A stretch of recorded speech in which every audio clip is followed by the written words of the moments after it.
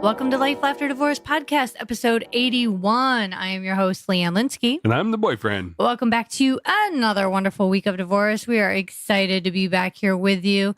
And while you're out there tuning in, and by tuning in, we mean touching your touchscreen, appropriately, of course. You could mouse it, right? You could click your mouse, whatever works for you. Whatever you're doing to tune in, you know what that means. Make sure you rate, review, and subscribe because we'd love to hear from you. And check out the website at info at lifelafterdivorce.com. Well, the email address is info at lifelafterdivorce.com. There you go. Yeah. So check it out. We got our online store with great handmade soaps and candles, divorce theme for your giggles in the tub. Because life doesn't have to stink, and neither do you. And you're offering life coaching sessions? I am. So you want to make sure you go to lifelafterdivorce.com, click on life coaching, and schedule your session now. Perfect. Yeah. So cool. Hey, boyfriend, we have a really fun guest this week. Yeah, he was really interesting. Right? Yeah. Something a little bit different for us. And I was kind of thinking about this, and since we talked to him and everything, it's kind of funny how what we do as maybe a profession or whatever our focus or passion is in life, how it affects our relationships. It affects everything. It does. It does affect everything. And it's, I never really think about like my job affecting my personal relationships. I like to think of the two mutually exclusive, but they're not. No, because the amount of time you put into your job and who you are with, it obviously is going to have an effect on how you spend your time outside of the job and who you spend it with. Yeah. And a lot of the things that people do for a living, oftentimes people tend to date someone in their work. So if you're working a lot, you find somebody in your profession who can totally understand why you work a lot, why you do what you do. I know in comedy, I think, I heard from a lot of different comics, especially during open mics, about how hard dating is. Well, it's a whole different life because your hours are like 11 at night, whereas the majority of people work an 8 to 5 or something. But if you I've heard people who work second shift, they'll date people who work second shift. Well, yeah, you kind of have to. Otherwise, it's like, I'm never going to see you. And that's awesome. Yeah. Then that's a. So it's kind of like you kind of need someone who keeps the same type of hours as you or has the same kind of interest. Plus, too, a lot of the things that comedians that we found out is like, okay, so one, if someone that you're dating isn't a performer or anything to do with the arts, they don't understand that you hanging out at a bar is work. True. So they're like, what the hell is that about?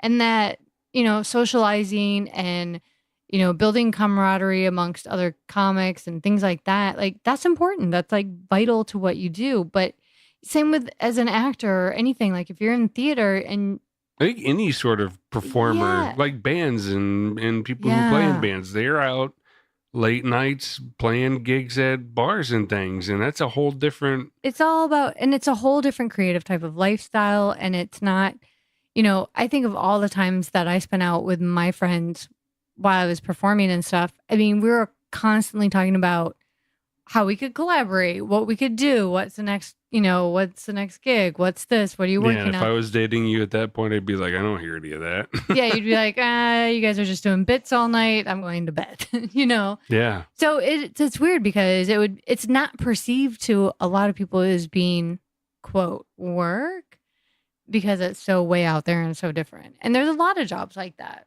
Yeah. Well, you've dated people in your industry, right? And you have kind of more of a normie type of. Yeah, I'm a normie. a normie kind of position in what you do. But even though, you find it's easier to relate sometimes to people in that same profession. Yeah, and when I dated outside of that, it made it. Obviously, I'm not dating them anymore. So. Right. See how that worked out? Yeah. But it's weird because when we first got together, I was doing more of my comedy and producing shows and doing things like that. But you had a normie job. I had. But a lot of people still have a normie job and they do that stuff. But again, most comics, you got it, out there doing gigs, most of them have to have something else. I mean, there's only a certain percentage of people who are making a full-time living on comedy. True. But even so, people don't always get it because they're like, oh, you're just out at a bar. You're just doing jokes. You're just doing that. They just don't get it. So a lot of people who are not in the arts, they view people as the arts as just having a hobby. And, well, what's your backup plan if you don't make it? I mean, how many people go to somebody that has, they're like, oh, what are you doing? I'm going to law school. Oh, well, what's your backup plan in case you don't make it? Like, that's not typically what somebody says, but they have no qualms about saying it to somebody in the arts. Well, I've heard people going into med school have backup plans. Well, maybe how to pay their bills, but that's expensive. But still, right? Like it's people unless you're in it, you don't get it. Yeah, which makes relationships and everything it makes some things in your life different, which from a normie's perspective seems like it would be difficult. Yeah. So I found it really interesting when we were talking to this week's guest because he is definitely a creative person, somebody in the arts, a performer who's done incredible things. And to hear him share his story with us, it's kind of like, yeah, I totally get it. So I'd like to introduce to you this week's guest. He's an improviser. He's a clown performer, a former World Power Wrestling heavyweight and tag team champion, also the host of What the Fuck Ever podcast, located on SoundCloud, known as Mr. Top Notch, Mr. Frankie Estrella. Without further ado.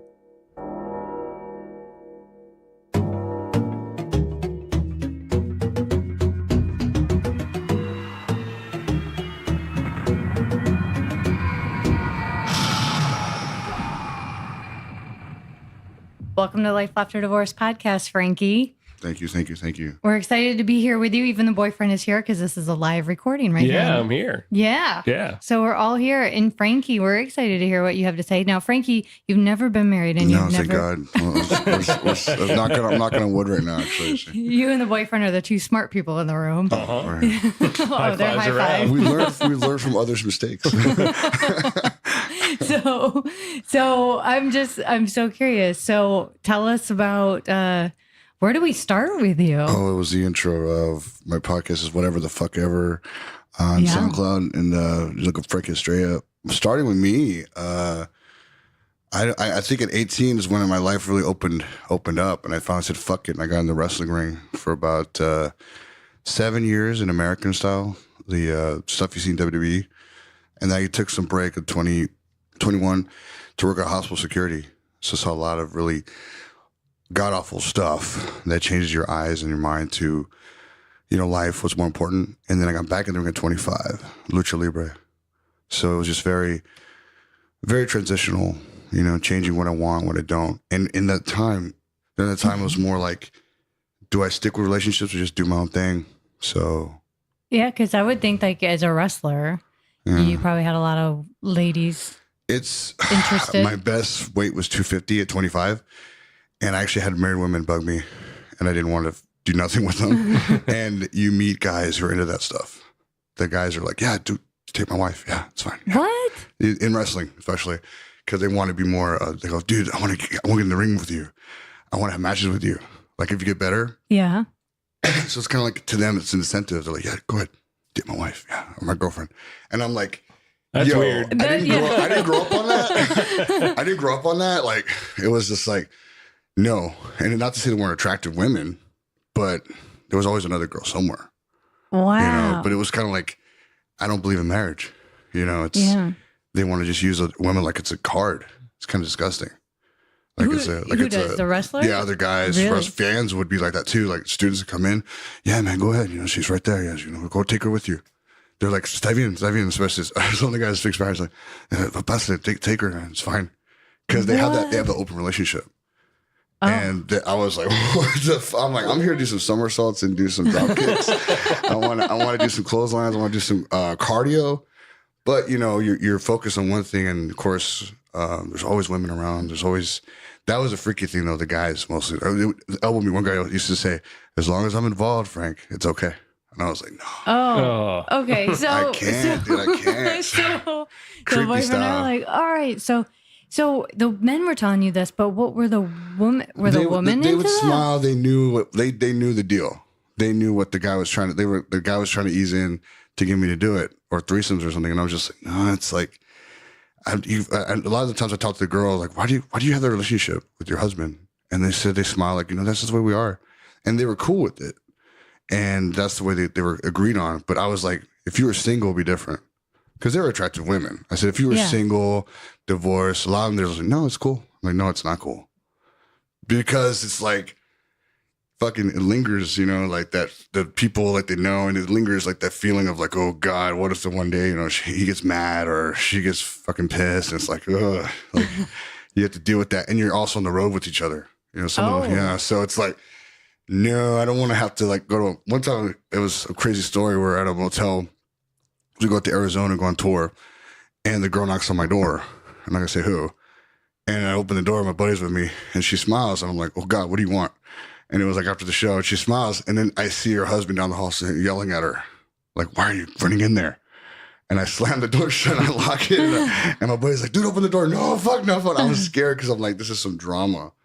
This is some drama. I don't want this in my life. It's like, But I don't believe in marriage because of that shit. Because it's like, there's so many people, like, I'm nothing against swingers, nothing against people who openly have their lives like that.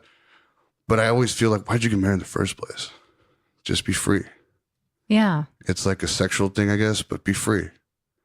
And I don't know, maybe it's tradition. People think, if they have a child, they have to be married. But it's like, just be single. Like, I know it's good on taxes. So that life, you kept in that life for how long? So 25 until 25. I'm 33 now, so I got an knee injury at 30, 31, 32. November, I was 32, and so I haven't wrestled since then. But people respected my boundary after a while, like maybe 4 years later. So when I was 29, 4 years later, they finally got the picture. Well, at 25 years old, I was, 250. All I cared about was cardio and wrestling. Now I'm 320 because I bulked up a lot. And, all I cared about was really me. I was focused on me and wrestling and training. But that vibe, those days of training, they're like, people are like, magnetized. Like, dude, like, let's get better together. Little did I know some of the chicks were into that stuff. Yeah. And I was just like, and I was dating girls, dating older women. I didn't have worries in the world, but married women were very like, hey, come on. I'm like, no. It's this day. It's like, it's nothing against it, but it's like, we're here to work. We're here to do something we love. We're not here to get laid. And it's cool. You get laid outside of this. There's always some other place to go. But it's like, dude, your husband's there. Like, what the hell? Like, he's with you. Stick with that. Yeah. That's what I always feel. And that experience basically turned you off to marriage for sure. Like you at my 20s, because when I was 18, I was destined to get married to this one chick for 6 years. We were together, high school sweethearts. And I just didn't think straight, I was having fun, too much fun. And finally had to break it off. So around that time, 23, 24, and then 25, when I got into lucha, when I broke up, I was 25, it was a turmoil relationship. I got into lucha libre. It was more cardio, more shows, more touring, more mental. I had to be prepared to go. So there's no time to get a relationship, no time for that. And then married women would be there, and I'm like, come on, like get your shit together. Like, we don't need this. So marriage in a whole was just, to me, toxic. It was like a big break, a big flat tire. So your relationship that you were in since high school, how long was that? 6 years? 6 years? And I was a fucking player. I was an asshole. Since I turned 18, it was like having my cake and eat it too. So I wasn't faithful at all. So it was bound to not work out. But you're 18, so he's a guy. He knows what I'm talking about. The boyfriend knows. There's so much options now. You got an actual job. You can go places. So that's funny though, because here you were in a relationship, and you're like, but I'm 18, and there's all this. You weren't, like you said, you weren't faithful or anything, and then you get into an opportunity where you can have anything you want. You're like, no, man, I'm focused. Yeah, when I hit 21, I started working the hospital job and working a lot of overtime. Finally got my own car. And, options were way open. But what really stuck me, I was like 17 or 18, my mom and dad said, don't be committed to this one girl. They gave me really bad advice. It was good advice for them, but they wanted me to just kind of like, break up with her and have fun. And I said, I don't want to break her heart. I love her. And I'm going to have fun. So I fucked up. I had my kick at 82 and I was an asshole. So I learned my lessons like at 24 and especially 25 when I said, okay, it's all wrestling all day. I still train American Tuesday, Thursdays, and Lucha Monday, Wednesday, and Friday. So my whole week was booked and I worked night shift. So it was a lot of cardio, a lot of just pushing myself, getting myself straight. Because I actually slipped end up on ecstasy at 25 for 6 months. Really bad, like just popping pills. So, it was a dark time, but I broke out of that bullshit. And I had no time for a girl, for a wife. To say that, right. At least a wife. Okay. There were women, but just not. Oh, yeah. There were women. And it sucks because, like, I'd have to leave for 3 days every weekend or so. So every girl I dated, they're like, where are you going? I got to go to Arizona. What about next weekend? I got to go to Merced. Well, when do I see you? I don't know. Let's enjoy now. And I go, fuck this. So it would be like, relationship by relationship. And a wife was not my deal. Yeah. And now maybe, but even now it's like, I just want to get stronger. I'm like addicted to the gym now. Yeah. Just bulking up, So you're not wrestling now because you have an injury. Yeah, I had an injury in a mosh pit of all things right before my match. In a mosh pit? Yeah. It wasn't even a wrestling? It was right before my match in Arizona. My trainer said, don't do it yet. Get the ring, then wash. I said, no, it's cool. 20 years of mosh pitting. I'm fine, dude. Just since I was 12. And then biggest mistake, but I was actually bulking up to 357. I was doing really bad. And I had to drop weight. So it saved my life. The injury, now I'm blood pressure pills. I'm eating better. And I'm more addicted to the gym now. The adrenaline, the dopamine's kick in when you're pumping iron. Been maxing out the last couple of weeks. Just get my mind off shit. So yeah, marriage to me is like, she better be good with the weights. She better be good with working out with me. She better be motivating me. But it's like, even when I was training, I always said the gym, 24 Hour Fitness, like my girlfriend, and the wrestling room was like my wife. Because I was so dedicated. Yeah. I just had no time. And so marriage to me is like, it's like you're in a cage. You're watching everybody else have a good time. That's how I feel like. So when you date women, are they mostly athletes? older women?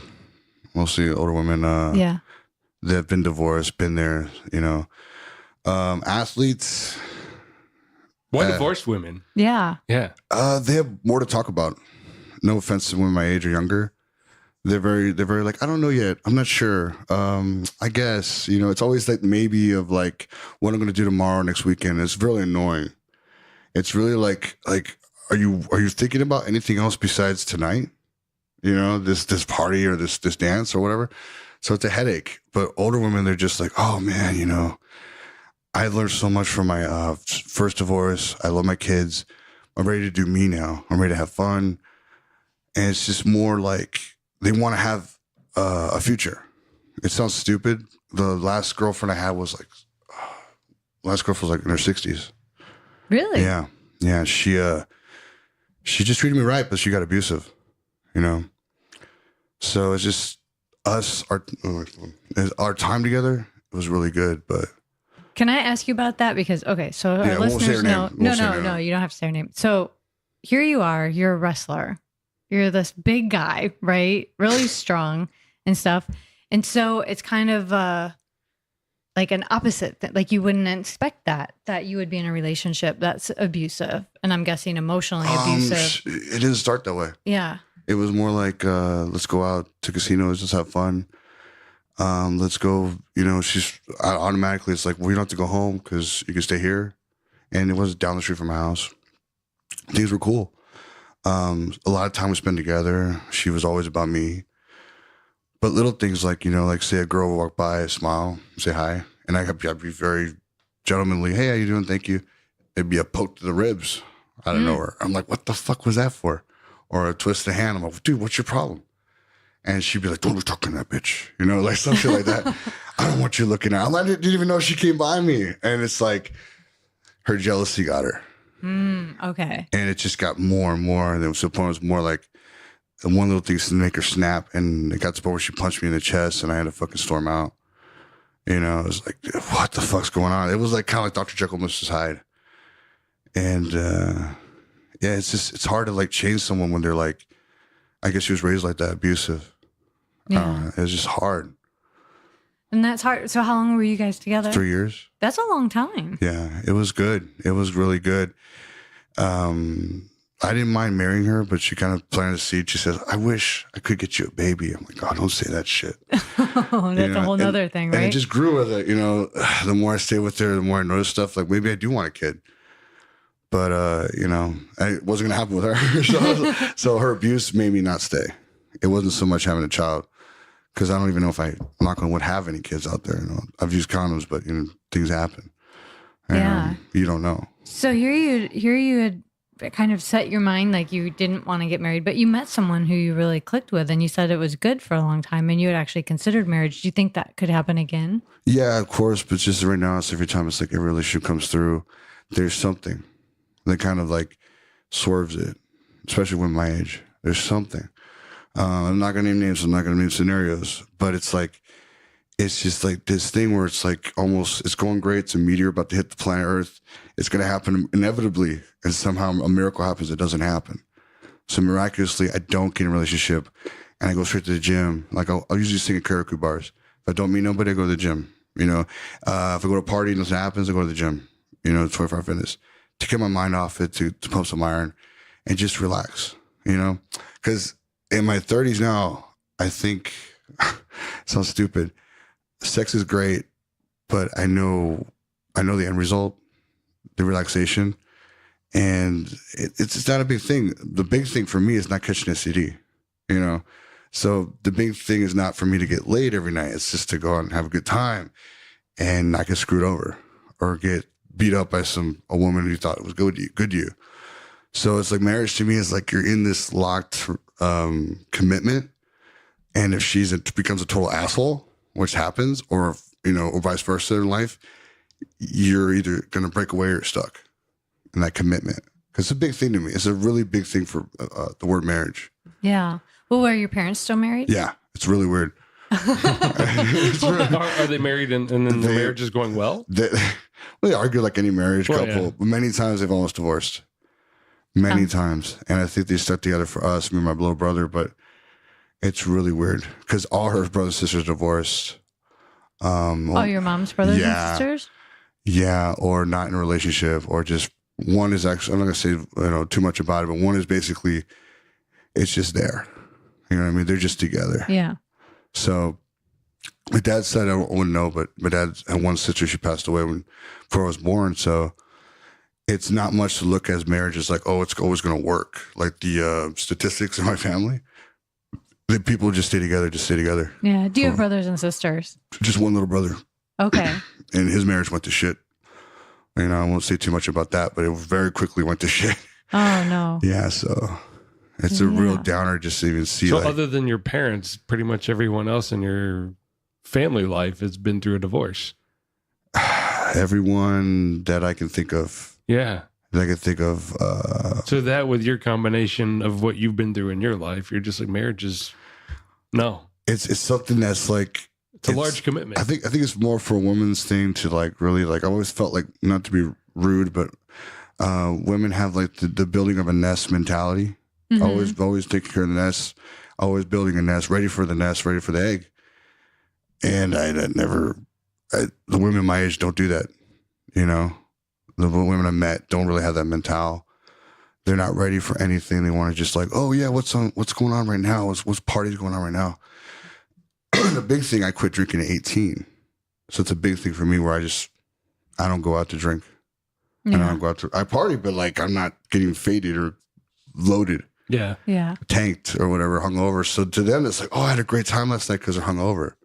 And as a guy, the boyfriend's like making a face. He's like, no. As a guy, I've had to deal with. I had to carry her everywhere, drunk off her ass. Yeah, you had a great time. You don't remember shit. Mm-hmm. Yeah, you were babysitting. I just had to carry a baby, a 200-pound, 150-pound baby, throughout the party, and it's like not fun. Yeah. Well, what do you look for in a woman when you're looking to date somebody? Like, what are some? I've always been attracted to like Elvira since I was a kid. So black hair and light skin. Yeah. That's like the number one thing. It just look at the boyfriend's like, yeah. Since I was five, the boom, I'm like, wow. And that's pretty much like the first calling card. Like, everyone sees somebody, like, what they're attracted to. But after that, it's like just the vibe and the conversation. What helps a lot if they like the same type of music, but there's no real boundary, no real limits. Like, I don't just date certain petite girls or heavy girls. It's even age range. I was surprised when she was 60, she looked about 40. Yeah. It wasn't just because, oh wow, you're older than me, let's date. No, it's because we would not stop talking for hours. You had a connection beyond music, chemistry. Beyond all the others. Yeah. It's more like, because you're there, but sometimes, like I said, the best way to meet someone is not to hunt it or to expect it. Mm-hmm. It's just there. But yeah, light skin and black hair has always been like, holy shit. Like, holy shit, because I don't know, but that's pretty much my preference. But yeah. So would you want to date a woman who works out all the time and has good eating habits and health and nutrition and things like that? It'd be great to know a chick that's like where they'll call me out of the blue. Instead of going on a date night, we're like, let's go to the gym. It's like 2 a.m, 3 a.m. Yeah, let's go. Oh, what are you doing tonight? Oh, I'm going to go to Norm's. What are you doing after? The gym. Okay, can I go to Norm's with you? And then we'll do the same thing. Or that time, we're not like, oh, I'm too fucked up. It's 2:30. I'm going to go take a nap, man. I was out at the Club Revolution all night. And it's like, to me, it's like, I don't want to be up 4 a.m. munching out, because you got the munchies. I don't do that no more. That was in high school. Getting stoned and drunk. And that's why there's a big gap where everyone from 21 on to 35-ish, I guess some people would never party till 21. They're like, I graduated college at 25, now I'm going to get effed up. And a lot of women I meet at 25 to that age range are like, they're just animals, party animals. Really? They like, it happens at also older women, but mostly like girls my age are like, they're so drunk by midnight. It's just hard to even talk to somebody. It's like, wow, you just wasted. I just wasted. I had a few times I had to pull girls out of like at the bars. Like, I felt like I was security just because they're throwing up all over the seat, and I felt bad for the people next to them. Like, dude, come on. Geez. Yeah, people like to get tanked. Yeah. I feel like I've been out of the bar scene for a while. Boyfriend and I are like, what's happening? It's people love to get tanked. Yeah. This is like a Tuesday. It was a Tuesday night, Taco Tuesday they call it. Oh my god. Yeah. So all right. So you did all of this.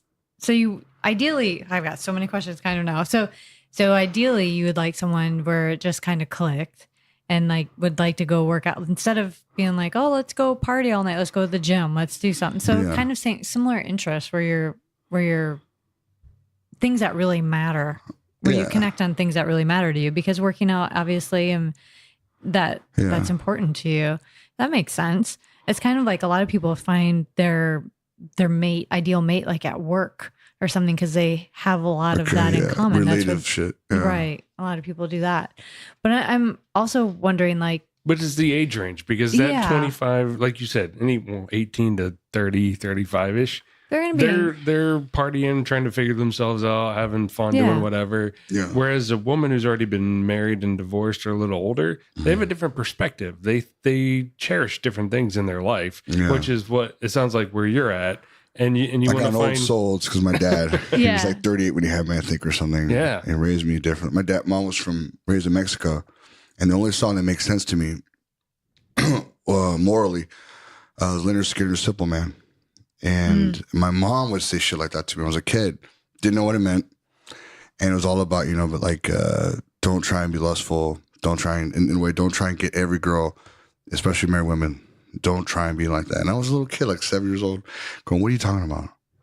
So morals wise, it's been ingrained into you. Yeah. It sucks. I was a wild child 18 to 25, man, especially. And I've been stupid before, but I don't think you can be stupid to your 40s. It's just, I've seen it. I know it. Some of my relatives are like that. They got kids everywhere, Yeah. It's just like, dude. Well, you mentioned like you date some divorced women and stuff, and they know what they want and they have kids. And it sounds like after being divorced myself and everything, it does change things. It's like I have a better perspective of like what's important to me, who I want to spend time with, who I don't want to spend time with. But now I don't have any children that I know of either. But if I if I did have kids, if I did have kids, though, I would definitely probably be like those women where it's like I really have to focus up and know what I want out of life and have a plan for the future, because I can't just be out partying every night with kids. You'd be surprised. Well, you'd be surprised. Yeah. Some do. So, some women I meet, it's like it's a real turnoff. It's a real turnoff for they got a 3-year-old and they're getting shit faced, and they're my age. It's just like, where's your priorities? I know there's time to give. There's a birthday, there's a time, there's a wedding, there's always a time. Yeah, of course. But if it's fucking Tuesday, man, it's from Monday. It's like it's Taco Tuesday, man. Come on, man. I know it's midnight. I know it's midnight somewhere, but come on, man. And it's really. I had a good talk with this one girl, and she sadly is just living the bar scene because she works at the bars, so she knows the people. And we had this real long talk about relationship. This couple we know, they're toxic together, and they get kicked out of every bar we go to. We have to ask them to leave. They're nice people when they're not too drunk, but when they're smashed, they're hell. Oh no! And it's like I hope she opens her eyes, but it's like I always feel some relationships I've been in, they always feel kind of guilty. Like, well, my boyfriend doesn't drink, I feel bad, and I tell them don't worry about it, but they're like, no, it always bugs them because they want to get tossed. They want a lot of girls I dated that says, I want you to get drunk with me. I want you to get high with me. I'm like, no, I don't. So it's kind of a turn off to them. Not so much to me. I'm like, yeah, I get faded. I could judge you how you can hang. Some can hang, some can't. So it's like, it's always that dilemma. I don't drink. Yeah. Like, you don't drink, and I'm having a great fucking time. Every time I'd sing a good song and have a good time, a friend would come over or a new friend was like, hey, bro, let me buy you a drink. I'm like, I don't drink. What? You're not drunk? You're up there having a good time. Yeah, I'm having a good time. I don't drink. I don't need it. I used to. It was like, and then they kind of go, okay, you want a cranberry juice? Yeah, I got a soda. Yeah, whatever. Like, okay, and they're just like still thinking about it. Like, I don't. What are you doing here? And they asked me that. So, what are you doing in a bar? It's a karaoke bar. Yeah. Now, so do you sing? Yeah, I love singing. I love just rock and roll. Or even my voice is gone. I'll sing Mighty Mighty Boss Tones because he doesn't, he doesn't sing. He just growls. I'll sing some Slipknot. I don't give a fuck. I can never sing that song. I even did it last time. I sing it have you ever heard of the band called Guar? Yeah. Otis Urungus. Yeah. I do that. Well, it feels like a love song, but I do it like his version, his voice, because I'm not going to hit those notes. That's and he funny. Just sounds like a medieval times warrior. Yeah. So people probably love you at the karaoke bar. I have fun. I get free drinks sometimes. Oh, that's awesome. Yeah. The bartenders are cool because they know I'm not going to be an asshole. Right. And be a 300-pound dude who I know myself when I drink, I'm like Baby Huey. It's like, it's no bueno. I become a freaking werewolf. No one likes me. Oh, no. I don't like myself. Plus when you're in blind rage, you wake up the next day just beat up. Yeah. It's not fun. I've been there at 16. Well, it's you've not learned. Fun. Yeah. You've learned. So what do you think is in your future then with... So first of all, you're not doing wrestling now? Yeah, just working out, just hitting it. I was planning on doing a World's Strongest Man competition. Oh, yeah. Just get strong enough for that. And then, because I've noticed now going to Instagram and I'm filming myself maxing out a lot. I think the most I've done was like 410 pounds on the iso lateral pull. I love that machine. It's like you just basically pull like you're rowing, but 410 pounds. I remember in my head, I was thinking like, I'll never do this. Before I walked in the gym, but I'm going to max out today. And little by little, I build up to it. So I'm just doing that now. What am I just peaking, getting stronger, lifting as much as I can? For one injury told me that I had to rebuild, yet now it gave me more time to just do my own thing, focus on me. It's selfish. It's the Leo way that I have because my birthday was yesterday. But happy birthday. Thanks, yeah. Yeah, it's plus my mom's a Leo, so I'm like second power. I'm even more of a jerk like that. But it's just, I don't know. I feel great right after. And it's a chemical reaction that dopamine in your brain. When you sweat or work out, you feel like $1 billion. Yep. So it's one time I maxed out and it was after I got on ecstasy. I dropped the dumbbells and I started twitching and I said, oh, it's better than fucking drugs. And the guy next to me was like, dude, what's wrong with you? And it just, this peak you get, it's weird. So it's, that's my focus now.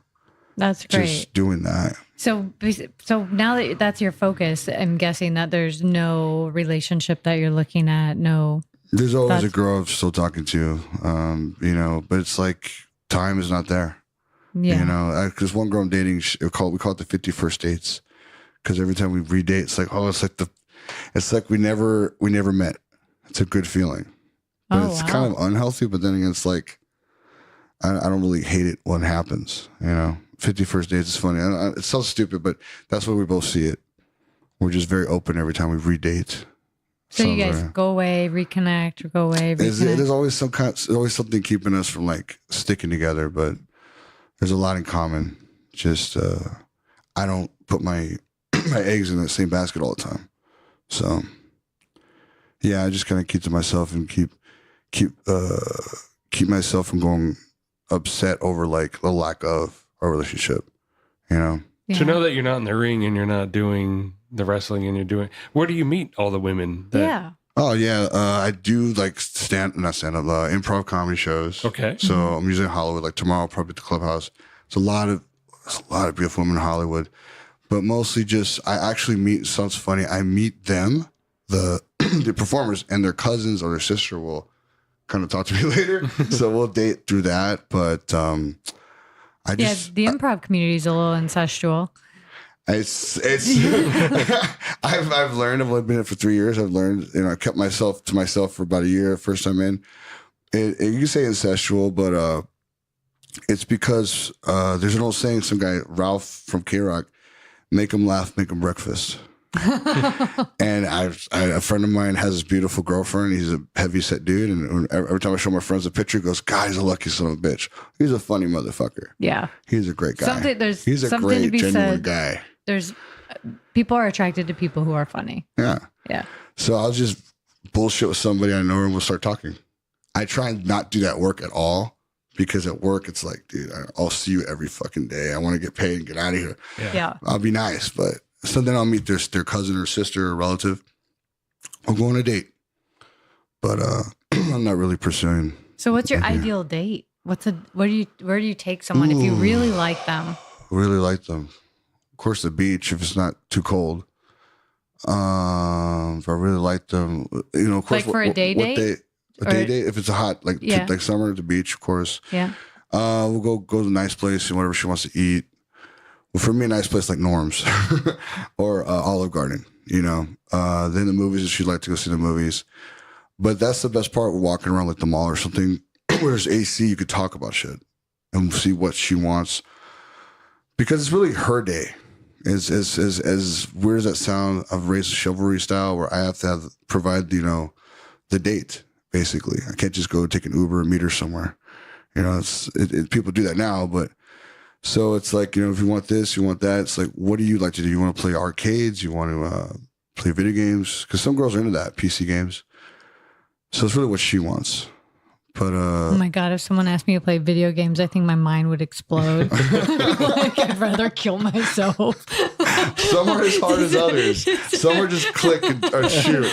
Like the ones in round one. They're not that hard. Just hold the pistol and shoot. Okay, at the arcade, I could hang at the arcade. Like the air hockey, that's so simple. Okay. Those things I can handle. If they existed in the 80s, I'm good. Yeah. Oh yeah. Lots of asteroids. Yeah. Pong. Pac-Man. Yeah. Pac-Man, Miss Pac-Man. But if she likes Galaga, we're getting married. Okay, we're getting married. She likes classic. That's a classic. Yes. If she likes Galaga, we're getting married, and she better not beat me because I will get mad at her.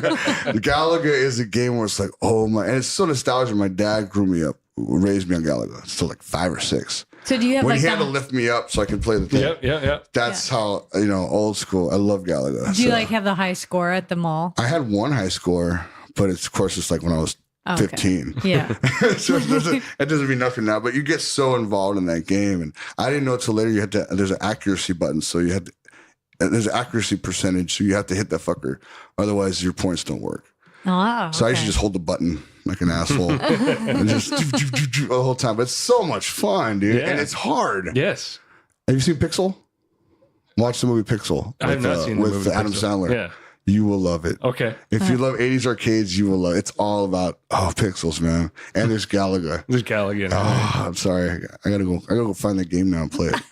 Yeah, something like that. Like if games, because I love GTA 5, I love open world games.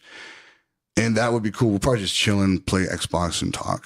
If she's into that, that's cool. But again, the thing there is communication. You guys are talking, you're getting to know her, and that's a good date when you get to know each other. Yeah, I met a girl like that. Kind of, we were hanging out, and she basically was like, "What are you playing on GTA 5?" Because I told her to come by, and she got so involved. Like, whoa, this is beautiful, and it's like a movie now. You play these games, and I'm like, "Hey, you want to try it?" And she was kicking ass. I was kind of upset because like, I'll wait till you die. And she was like 15 minutes kicking ass. She was like, "I'm kind of bored." I'm like, "What?" I felt offended, but she was great. But yeah, I can't just say, "Oh, it's all what I want." It's really what her feelings too. Right. Because it's not Viking days anymore. It's like caveman days. I can't just knock her out. Drag her by the hair. Right? You can't drag her to the cave anymore. No. So should she like wrestling? No. No? No. If anything, she should laugh at wrestling. Yeah. She should watch Glow. Oh, I was just going to ask you. We love Glow. Oh my God, that was She should watch amazing. Glow and laugh and enjoy it. The second season wasn't good. The first season was so good. Yeah. And every episode had a wrestler. She should watch Glow. She should watch Japanese wrestling. My ideal woman, I think now we're creating a weird science woman for. Yeah, she looks like Elvira. This is the 80s style. Yeah. Elvira, oh god damn it. Vampirella, yeah. Okay. Looks like Elvira, act like Elvira, sing comedy like Elvira, love video games, play Galaga, and watch Japanese wrestling. I think and likes to go work out at 2 a.m. She can whatever she wants, as long as she looks like Elvira. Because me and my dad, we used to see her all the time in Not Scary Farm. She still looked good. To this day, she still looks good. The real Elvira was at Not Scary Farms? Really? I didn't know that. Not Scary Farm. She'd host it. For a couple years, she didn't, but we'd go like almost every year. And her spunk, her attitude is really awesome. But no, that's just a weird science girlfriend for me. Yeah. And I didn't even think about it. I want to search that now. I'm gonna Google that now. If that's on your list, and then like, what are some deal breakers for you? Oh, open relationships. All right. Deal breakers. Let's both be clean. Let's both be clean. Like I don't be like catching stuff, but that's another deal. STD wise, deal breaker. She must love the Angels. Oh. Yeah, Angels fan. Okay. But if she's in the Dodgers, I'm sorry. It's like we're gonna have to work something out. We're gonna have to work something out. Like nothing against Dodgers, but no, it's really abusiveness. The real abusive. Don't be abusive. Don't be just don't be. Like it's hard to do this, hard to say this because I have a anger problem too, but try to work on snapping, because people have this tendency where something will trigger them, and it's like work on that, whatever it is, because I've always been trying to help people with their aggression and their confusion, their anger, because it's like sometimes they snap over nothing and they really go crazy. I've had to talk to some people about it, like because I took anger management at 26 when I got clean. And it's just sometimes you hear things the wrong way. Yeah. Communication wise, it's like, man, dude, that did not have to go that way. Yeah. So yeah, I think just if they're able to communicate without snapping, because everyone has a trigger. Yeah, you've been through quite a few things. You learned a lot while you were getting. So you just mentioned like you were getting clean. You took different classes. Oh and my things. God! Thank you, Kaiser Permanente, for dealing with me because I was a mess. I was glad that I snapped out of it. I had kind of like a weird out of body experience. I was looking in the mirror. It was like 5 a.m. and I was dividing my pills to when I should take this ecstasy pill, a quarter of this, third of that, and when I should sleep. Because I wanted to numb myself completely, but still have time to sleep and eat. And at one point, I was on my last pill. I took it and I went to the restroom and I rinsed my face and I looked in the mirror and I wasn't talking, but words came out of my mouth, you know what I mean? I was thinking, and I looked at myself and said, Frank, you're fucking done with this shit. You're better than this fucking shit. You're stronger than this shit. You're going to tell your parents that you're high. You're going to tell your parents how long you've been doing drugs. You go to the hospital today, motherfucker. It was like kind of like, it felt like someone just slapped me. And I said, okay. It was a mirror. Like it wasn't me saying it, but it was like my mind just saying, you're done, bro. Like, and you listened to yourself. It was weird. It was like, it was like God telling me, like, you know what? I don't know who the fuck you think you are, dude, but you're nobody, and you're fucking up. It was kind of like a best friend saying, "You're done. That was your last one. Good luck. Wow. Good luck with that high." It was a horrible day. But you actually went through with it. Some people would just be like, "Man, go back and do it again." But you roll over and knock out. Right. Yeah. It was the worst day. Telling them why, telling them how it was, and driving over there because me and my brother were not cool with each other, so we're arguing the whole drive.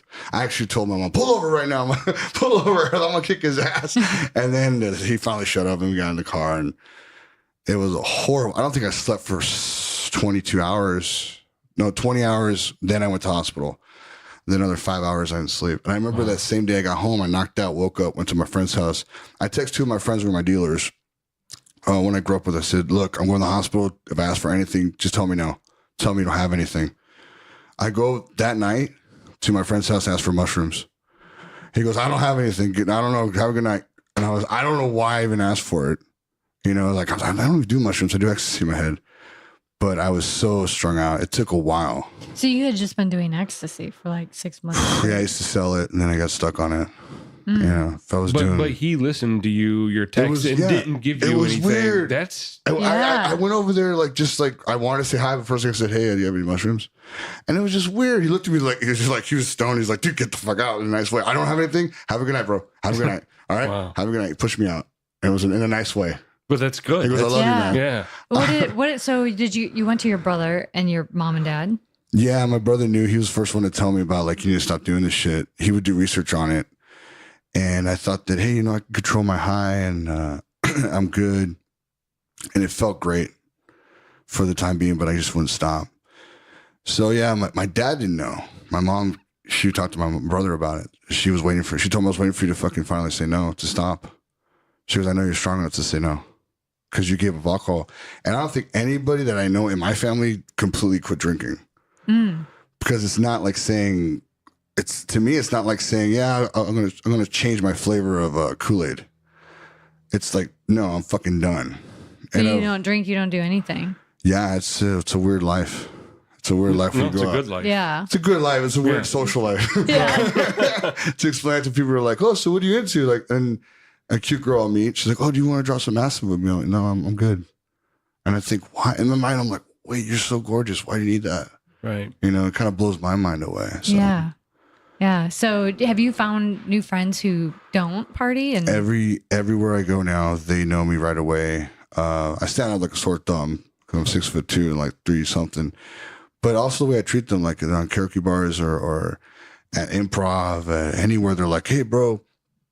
They know me like I'm here to have a good time. I'm not here to cause drama, and I don't drink. Mm-hmm. The first time they meet me, they think I'm drunk. They think I'm ready to party. That I'm like college dude, like, "Come on, man, let's get tanked." And I said, "Bro, I don't drink." And then they get shocked. Like, you're kidding me, right?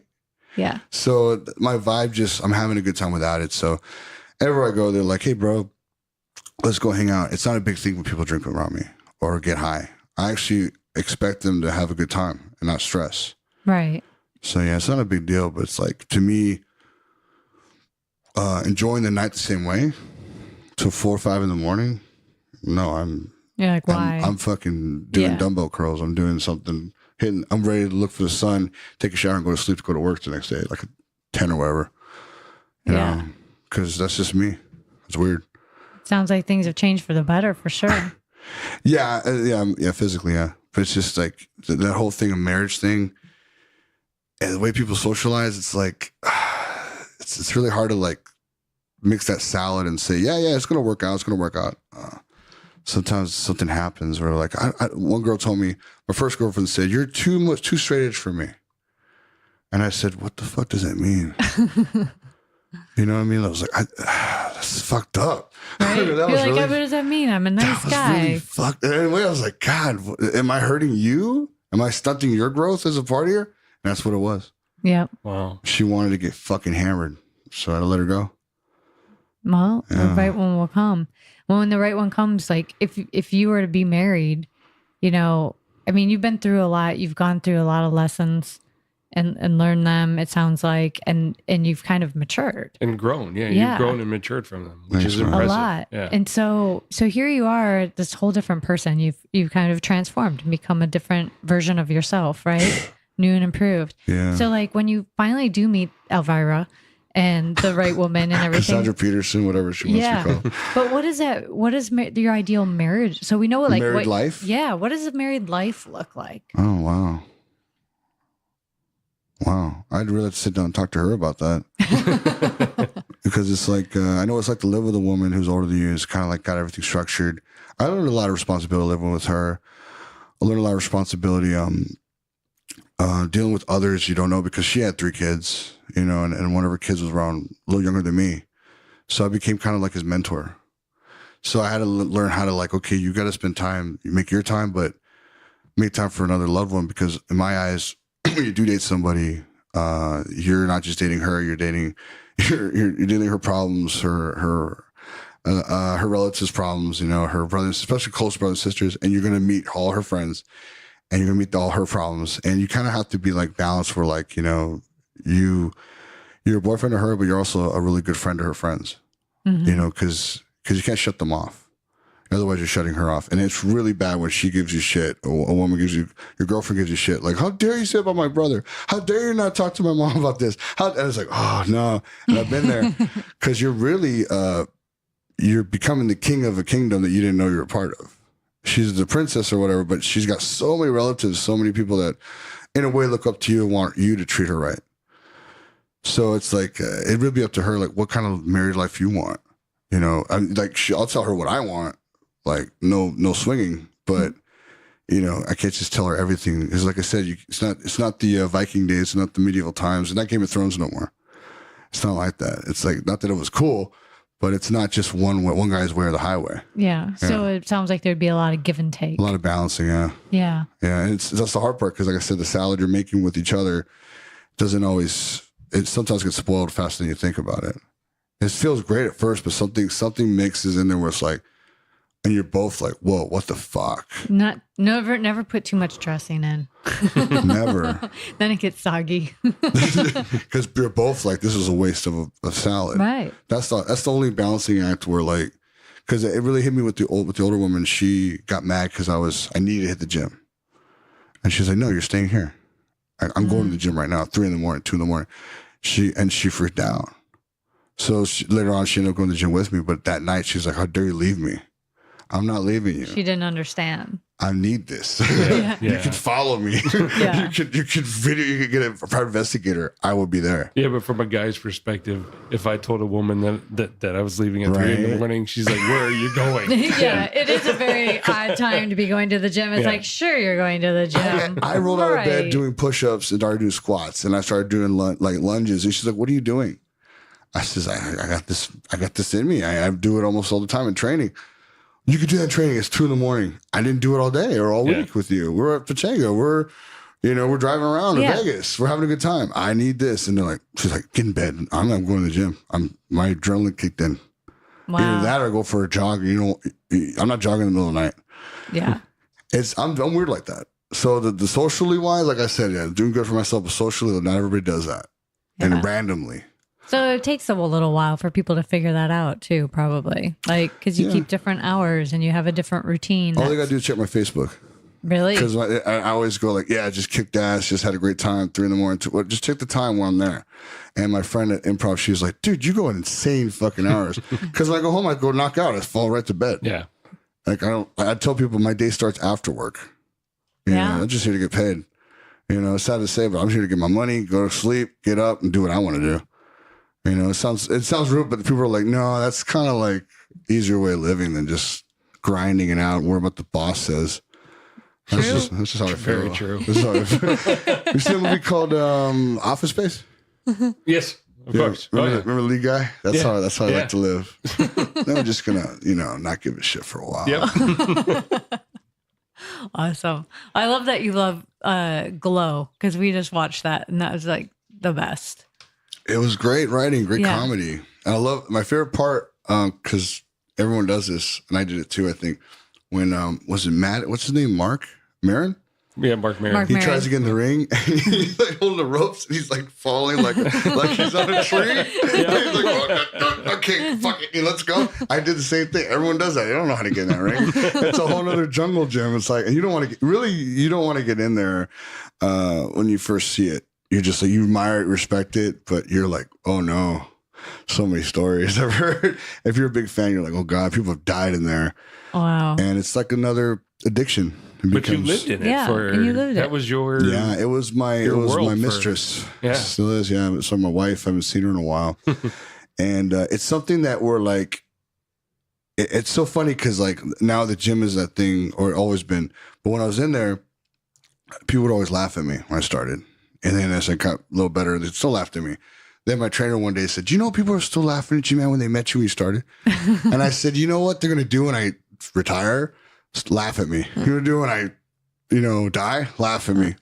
I don't give a fuck about those people who laugh. Like they could do what they want. That's what they're good at. And then he told me the names of the guys that he told me laughed at me. He goes, those guys still fucking suck. They never progressed. He goes, yeah, I know. He goes, he kind of wanted me to feel like the reality, but when I'm in the ring, there's no noise.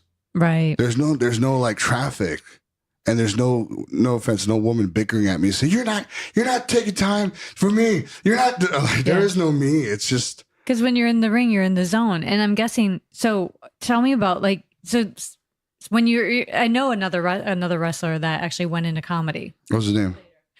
Bob Hansen out of New York. I got to check him out. So he ended up going and doing stand-up. So I'm curious for you, like you're saying you're in the zone when you're in the ring and that's your place. There's no noise and distraction. Do you find it the same for doing improv? Improv is like, it's just like pro wrestling. Yep. It sounds so silly. And yet I meet people in theater and they look at me like, it's not like pro wrestling. And then the little stories they say, it's a team effort. And sorry to break kayfabe as they say in wrestling, but it's very much like, if it's a singles match, 1-on-1, it's really 3 guys in the ring. It's you, your opponent, and the referee. And the referee is in improv games, usually the host. Believe it or not. Ref helps everything go right or good or bad. He doesn't do everything, but he helps tremendously. Just like in improv, you got these guys, team guys doing their scenes, and then the host or whatever will say, okay, cut to that part of this story. Yep. Well, if it's a rope break, the ref's making a big scene, go, get off him, 1, 2, get off him. And it really helps the 2 guys take a breather. Certain things, if a guy's seriously fucking injured, if they're cool, they'll let the ref know. If they're not cool, they'll beat the crap out of him, really break his leg. Just like in improv, like the scene's dying and everyone can tell, if the good host would be like, okay, we're going to wrap this part up. We're going to go to the next game. It's like, it's really a balance. It's not just so much a dance, but it's really structured very well. In improv, it's like you got each other's backs. In wrestling, you're here. Here's a big secret, a big kayfabe secret that I've learned for my first weekend. It's you and your opponent versus the crowd. In improv, it's your team to get the crowd going. We're not trying to compete who's funnier. Right. And in wrestling, a lot of guys like to do cooler spots or bigger slams, but if the guy's done in the first 2 seconds, there goes your fucking match, dude. Right. All the stuff you guys thought you could do later, he's knocked out. Why? Because you almost killed him one move. Yep. You gave him the legit power driver. Legit. You gave him the Stone Cold Owen Hart power driver. Now he can't walk for a year or maybe never. So you have to be balanced. Otherwise, the crowd will see, okay, these guys are being assholes to each other, just like an improv. Exactly. So it's so the structure is like, dude, and that's why one thing I love about doing improv was like, I get so pumped and into it. And my matches, a lot of comedy I throw in too, a lot of stuff I'll yell at the crowd because I'm the heel, a lot of improv back and forth. But I told him like the best part of improv is that you feel great, you break a sweat, and no one gets kicked in the face. That's no one goes spits out a tooth or no one gets a lump on their neck. They might have a headache, from working with somebody, but I go, fuck it, dude. In Lucha, what I've learned in Lucha Libre, and it's another secret, it's just like an improv. You have to learn how to work with everybody. Yeah. And it doesn't matter if they're green. It doesn't matter if they're red or whatever color you want to call them. They could be purple. If you know how to really work, you can work with anybody. Yeah. And that helped me so much in life. It was like every job I go to where someone's complaining, I'm like, okay, you go ahead and sit over there. Well, what's the matter? I got to do a patrol. I'm out. I got to take a walk. Really? And I'm like, because I could deal with it. We'll come back. Hey, want some lunch? Oh, thanks. And relax them. You know, you have to work with somebody because you can't choose them. It helps. It helps. Just like, I guess their marriages too. You have to work with them. Mm-hmm. Marriages. How long were you married again? Which time? Oh, the first time. No, both of them are about 2 years, roughly. Wow. Yeah. It was in the 90s. Well, that makes sense. Yeah. It was a thing. For the last 90s, I think Baywatch. I don't know why. First thing I thought, was in some slow people motion. stand in the darkness. We're doing slow motion for the listeners because you can't see us. Yeah. 90s were hot. Mm-hmm.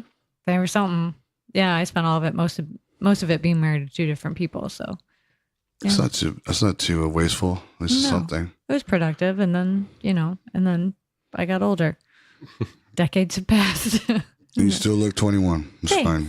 See, we're gonna have to have Frankie back on. You guys have the same. What are you guys drinking out here in Long Beach? What is it? Same 21-year-old look. What's going on here? I don't know. It must be beach life, right? Beach life. Yeah. Yeah. Beautiful view outside. Yeah. I know it's not too bad. Yeah. So, beautiful. Well, do you have any words of advice for our listeners? Everything I said about wrestling. Watch Glow. Watch Glow. Work with people. Work with communication because it's like everything can. I'm a firm believer, even though there are a few apples you can't save that don't want to be saved verbally because they have their way of thinking. I'm a firm believer where like if you can find a common ground, say like Glow, say like Netflix, say like a video game, you can both talk about something. And in Lucha, when I do shows, we do free shows. Granted, they're free, but all walks of life were there. I mean, one of my favorite nights was at 4th and Ross or 5th and Ross, Santa Ana. And the cooks from the restaurants got out and watched the show, you know. And this guy was from like, I think it was from like Iran or something. And all we talked about was Ric Flair. You know what I mean? All walks of life get together from all over the world. Like, oh, I know that. It's a wrestling ring. And then they have a story when they were a kid. You know what I mean? Generations wise, they remember, oh, that El Santo was wrestling's one show. My dad took me. And it's like a story. But that one moment we're all together, it was a packed, maybe 6,000 people in the street. Everyone had an amazing time. You know, I wasn't saying like, oh, I'm going to have a great, incredible match. We're all there as one. Nobody's saying, oh, I don't believe in your views. I don't like what you said about this. Fuck all that shit. So that's what I see. Everyone can find a common ground and be peaceful in that way, you know? Yeah. So just stop bickering. Get over the bullshit. Yeah, just stop it, you guys. Hopefully. That's incredibly insightful. It is. Thanks, man. And very mature in what you've learned over your life. And I don't think we don't pay attention to that enough. We don't find the common ground and then grow from that. True. Yeah. True. So I thank you very much for that. Thank you, man. Yeah. Great advice. Yeah. And I've always known, you always, like when we were young, people always say this, oh, Frank, you're not making any money wrestling. Oh, you're being like a mule. I said, well, dude, I'm only going to be 25 or 27 for a couple of years. I'd rather use my youth and have great fucking stories. Yeah. And luckily now, you know, this podcast and like my podcast is like, I have great fucking stories to just reminisce and love about, you know, because some people just go get loaded and, you know, the biggest thing is a concert they can't remember. Yeah. Trust me, they get drunk. They get tanked. Families get tanked at some mariachi shows. And my mom told me stories where they were so drunk before the show even started, they had to pull them out. Wow. They were that bad. So yeah.